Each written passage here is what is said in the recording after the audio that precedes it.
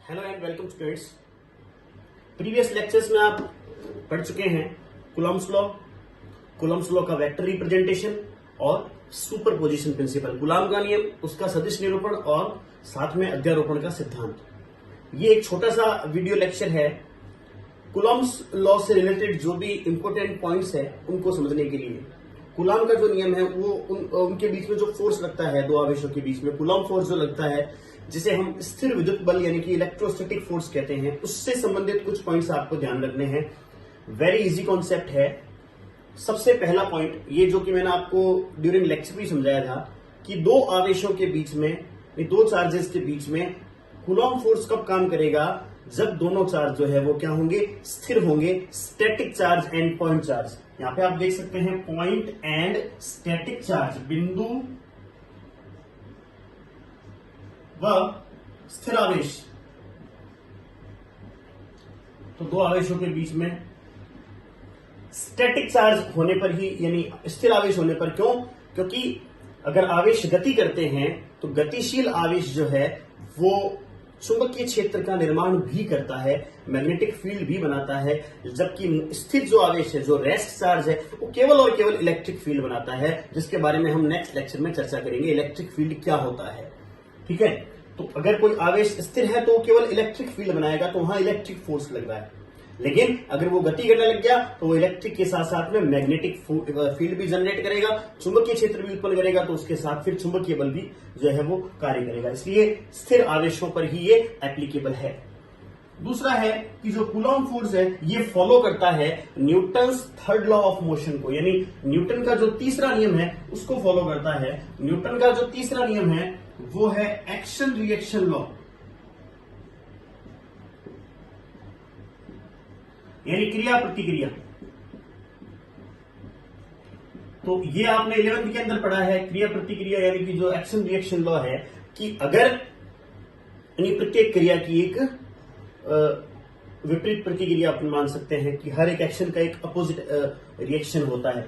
यानी अगर एक ऑब्जेक्ट, एक वस्तु दूसरी वस्तु पर फोर्स लगाती है, बल लगाती है, तो उतना ही फोर्स, उतना ही बल वो दूसरी वस्तु भी वापस किस पे लगाएगी, पहली वस्तु पे। न्यूटन कहता है अपने तीसरे नियम में। तो यहां पर कूलम्ब्स लॉ का जो वेक्टर फॉर्म आपने पढ़ा है, प्रीवियस लेक्चर आप देख सकते हैं, उसके अंदर हमने ये समझा था कि एक आवेश, एक चार्ज Q1 दूसरे चार्ज Q2 पर जितना फोर्स अप्लाई करता है, एक आवेश Q1 दूसरे आवेश Q2 पर जितना बल लगाता है, उतना ही बल दूसरा आवेश Q2 भी पहले आवेश Q1 पर लगाएगा, जबकि विपरीत दिशा में।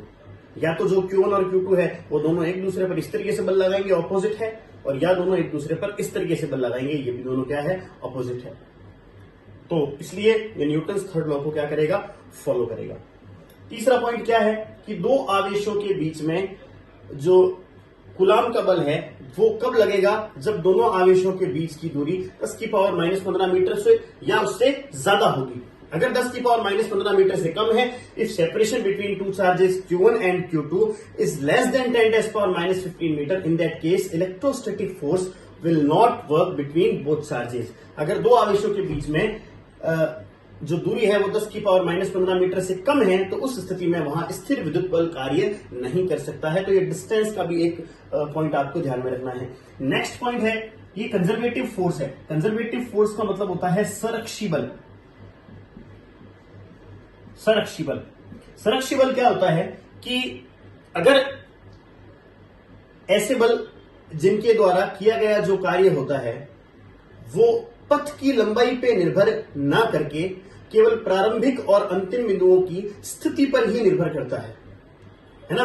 जहां पर जो वर्क डन है इन फोर्सेस के द्वारा किया गया वो इनिशियल एंड फाइनल जो पॉइंट्स है उनकी पोजीशन पर ही डिपेंडेंट होता है। इट विल नॉट डिपेंड, या ऐसे कह सकते हैं it will independent to the length of path taken by the displacement of any object. यानी किसी भी ऑब्जेक्ट के विस्थापन के लिए जो भी आपने पाथ लिया है उसकी लंबाई पे वो निर्भर नहीं करता है, वो केवल इनिशियल और फाइनल पॉइंट की पोजीशन पे डिपेंड करता है। ये संरक्षी बल होते हैं। और अगर कार्य जो किया गया कार्य है वो पथ लंबाई पे निर्भर करता है तो फिर वो नॉन कंजर्वेटिव फोर्स होंगे, यानी कि असंरक्षी बल होंगे। जैसा अगर अपन एग्जांपल ले फ्रिक्शन यानी कि घर्षण, तो घर्षण के अंदर जो किया गया कार्य होता है घर्षण बल के विपरीत में, तो वो वहां पर जो किया गया कार्य होता है वो पथ लंबाई पर निर्भर करता है। जितना ज्यादा पथ लंबाई होगी उतना ही ज्यादा आपको वर्क डन करना पड़ेगा। यानी इनिशियल और फाइनल पोजीशन में अगर आप सीधा लेकर के चले गए इस पॉइंट से इस पॉइंट पर, तो फ्रिक्शन में डिस्टेंस आपने कम कवर करी है। लेकिन अगर इसी पॉइंट से दूसरे पॉइंट तक अगर आप उसको घुमा करके लेकर गए हो तो वर्क डन चेंज हो जाएगा। वो नॉन कंजर्वेटिव फोर्स है। लेकिन कंजर्वेटिव फोर्सेज में चाहे आप किसी भी ऑब्जेक्ट को पहले पॉइंट से दूसरे पॉइंट तक सीधा लेकर के जाएं या आप उसको किसी दूसरे पाथ से लेकर के जाएं, यहां पर जो वर्क डन है वो पाथ लंबाई पर डिपेंड नहीं करेगा। Next point, much stronger than gravitational force. इस पॉइंट का मतलब क्या होता है कि जो स्थिर विद्युत बल है वो गुरुत्वाकर्षण बल की तुलना में अधिक प्रबल होता है, स्ट्रॉन्ग होता है। इसको समझने के लिए आप कुछ पहले ये समझें कि अगर मैं बात करता हूं कि मेरे पास में दो चार्ज पार्टिकल है, मेरे पास में दो आवेशित कण है, तो अगर उन कणों के पास में हमारे पास में आवेश है तो निश्चित रूप से फिर वहां पर द्रव्यमान भी होगा, मास भी होगा। अगर कहीं पर आवेश है, चार्ज है, तो वहां पर द्रव्यमान भी होगा। लेकिन इसका उल्टा जरूरी नहीं है कि अगर कहीं पर दो द्रव्यमान है तो वहां पर आवेश भी होगा। अगर जैसे ये दो मास हैं तो इनके पास में चार्ज हो जरूरी नहीं है, लेकिन अगर ये दो चार्ज हैं तो इनके पास में मास डेफिनेटली होगा। समझ आ रही है बात आपको? अगर आवेश है तो वहां पर द्रव्यमान भी होगा। अब दो आवेशों के बीच में लगता है स्थिर विद्युत बल, अगर वो स्थिर है, इलेक्ट्रोस्टैटिक फोर्स, और दो द्रव्यमानों के बीच में लगता है ग्रेविटेशनल फोर्स यानी कि गुरुत्वाकर्षण बल। अब अगर दो चार्ज हमारे पास में है तो उनके बीच में क्या लग रहा है? जैसे मैंने दो चार्ज पार्टिकल लिए Q1 और Q2, इनके चार्ज कितने हैं? Q1 और Q2, तो इनकी बीच की दूरी कितनी है? R। तो F बराबर में K Q1 Q2 अपॉन में R स्क्वायर, इनके बीच में लगेगा इलेक्ट्रोस्टैटिक फोर्स, स्थिर विद्युत बल। अब चूंकि मैंने आपको बताया अगर आवेश है तो उनके द्रव्यमान भी होंगे, मास भी होंगे, तो इनके द्रव्यमान कितने हैं? M1 और M2। तो इन द्रव्यमानों के कारण इसमें क्या लगेगा? Fg ग्रेविटेशनल फोर्स, उसका फॉर्मूला होगा capital G M1 M2 upon में R स्क्वायर। तो ये पॉइंट ये बता रहा है कि यहां पर जो Fe है, Fe ये बड़ा होगा किसकी तुलना में? Fg की तुलना में। ये इलेक्ट्रोस्टैटिक फोर्स जो है ये गुरुत्वाकर्षण बल की तुलना में क्या होता है? ज्यादा प्रबल होता है। जैसे दो इलेक्ट्रॉनों की बात करें हम, दो इलेक्ट्रॉनों के बीच में अगर मैं ये निकालूं तो K की वैल्यू, अगर जैसे सिंपली अपन एयर के लिए या वैक्यूम के लिए बात करते हैं तो फिर 9 × 10⁻9 लिखेंगे, 9 × 10⁻9। Q1 1.6 × 10⁻19, Q2 दूसरा भी इलेक्ट्रॉन है तो 1.6 × 10⁻19, और R उनके बीच का कोई भी सेपरेशन जो आपने लिया है। उसी सिचुएशन में मैं G की वैल्यू फिक्स करके लिख दूंगा, वो जो भी 6.67 × 10 पर लिखते हैं। M1 क्या हो गया? इलेक्ट्रॉन का मास, M2 इलेक्ट्रॉन का दूसरे इलेक्ट्रॉन का मास, तो यहां लिखेंगे 6.67 × 10⁻11, M1 लिखेंगे 9.1 × 10⁻31, M2 भी लिखेंगे 9.1 × 10⁻31, और R उनके बीच में जो दूरी है जो आपने यहां लगाई थी। तो अगर आप उन दोनों की कंपैरिजन करेंगे ना, तो कंपैरिजन में ग्रेविटेशनल फोर्स Fg अपॉन में Fe किसके लिए लिख रहा हूं मैं? इलेक्ट्रॉनों के लिए। तो इसका रेशियो आएगा 10⁻43/1। अगर यही चीज आप प्रोटॉन के लिए रिपीट करें तो फॉर प्रोटॉन्स ग्रेविटेशनल और इलेक्ट्रिक फोर्स का जो रेशियो होता है वो होता है 10⁻36/1। तो आप देख सकते हैं कि जो इलेक्ट्रिक फोर्स है, इलेक्ट्रोस्टैटिक फोर्स है, स्थिर विद्युत बल जो है वो ग्रेविटेशनल फोर्स से, गुरुत्वाकर्षण बल से प्रबल होता है, स्ट्रॉन्ग होता है। नेक्स्ट पॉइंट लिखा है हमने कि force between Q1 and Q2 will not change bye Q3। यानी जो दो आवेश हैं Q1 और Q2 के बीच में जो बल लग रहा है, यहां पर मैंने Q1 लगा दिया, यहां पर मैंने Q2 लगा दिया, ठीक है। इनके बीच की दूरी हमने कितनी ले ली? R ले ली। तो ये same formula K Q1 Q2 upon R square, इनके बीच में बल लगेगा।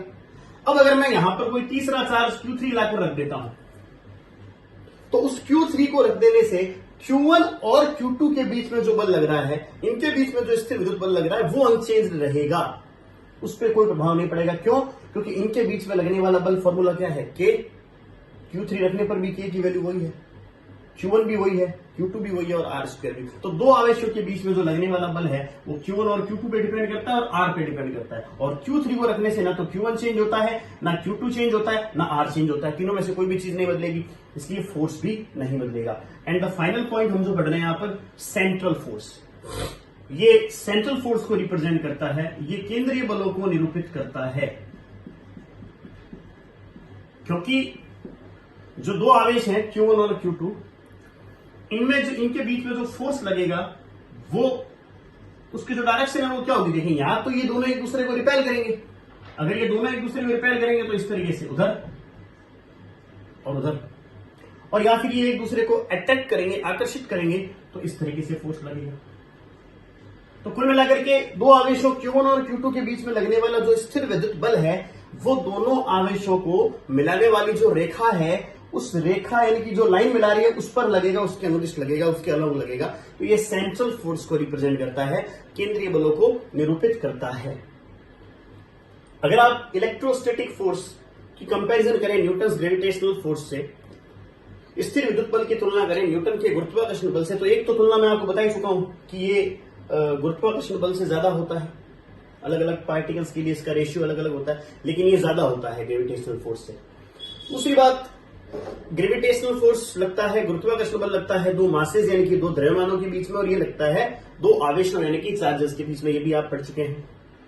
ग्रेविटेशनल फोर्स जो है, गुरुत्वाकर्षण बल जो है, उसकी जो नेचर है वो केवल क्या होती है, अट्रैक्शन होती है, केवल आकर्षण प्रकृति का बल होता है। गुरुत्व प्लस आकर्षण, दो द्रव्यमानों के बीच में हमेशा क्या होगा, अट्रैक्शन होगा, आकर्षण होगा। जबकि चार्जेस की अगर अपन बात करें तो वो डिपेंड करेगा, अगर दोनों पॉजिटिव या दोनों नेगेटिव है, लाइक चार्जेस हैं, समान आवेश हैं, तो रिपेल करेंगे, प्रतिकर्षित करेंगे। जबकि अगर अनलाइक चार्जेस हैं, तो विपरीत आवेश हैं, तो वे एक दूसरे को क्या कर सकते हैं, अट्रैक्ट ही करेंगे, उनमें आकर्षण होगा।